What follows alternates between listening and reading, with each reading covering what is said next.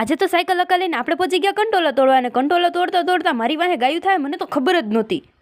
થયું કે આજે તો આપણે કેટલા દિવસ પછી આપણે બ્લોગ કન્ટિન્યુ કરી બ્લોગ કન્ટિન્યુ કરીને તો શું ફાયદો મિત્રો, આપણે તો ડેલીના કામ કરવાના જેમ કે હંજવારી પોતાનું બધું કરીને આજે તો મારા હાથમાં આવી ગઈ સાડી હાથમાં આવે ને એટલે હું પહેરું નહીં ને એવું બને જ નહીં. પછી તો શું એક મસ્ત મજાની સાડી પહેરીને થોડાક એવા પોસ્ટ દીધા, કમેન્ટ કોઈ કરતા નહીં જેવી લાગતી હોય એવી. ને પછી તો હું બપોર પછી અમારે કરવાના તો કોમેડી વિડીયો શૂટ એટલે અમે આવી ગયા દુકાને મસ્ત મજાનો કોમેડી વિડીયો. પછી તો શું નીકળી ગયા ઘરે જવા માટે. અમે ઘરે જતા હતા ને ત્યાં તો અમારા ભૂમિકાબેન અંકિતાબેન તો ફૂલ તોડવા રોકાઈ ગયા. પછી તો શું માંડ રાયડું નાખીને એને ઘરે બોલ્યા. પછી તો શું અમે પહોંચી ગયા ઘરે અને ઘરે આવીને અમે બધાએ નક્કી કર્યું કે આજે અમારે જવું છે કંટોલા તોડ. અને કોને કંટોલાનું શાક ભાવે ને જરા ફટાફટ કમેન્ટ કરી દેજો, કારણ કે મને તો કંટોલાનું શાક બહુ જ ભાવે. અને પછી તો શું ફટાફટ આપણે કંટોલા તોડવાના. કંટોલા તોડતા છે ને મારી વાહે થયું ગાયું મારી વાહે નથી થયું મિત્રો. એ તો એની રસ્તે હાલી જતી પણ હું એના રસ્તા વચ્ચે આવી ગયું ને એટલે એ મારી વાહે થયું. અને પછી તો હું ધીમે ધીમે આપણે કંટોલા તોડવાનું કરી દીધું. ચાલુ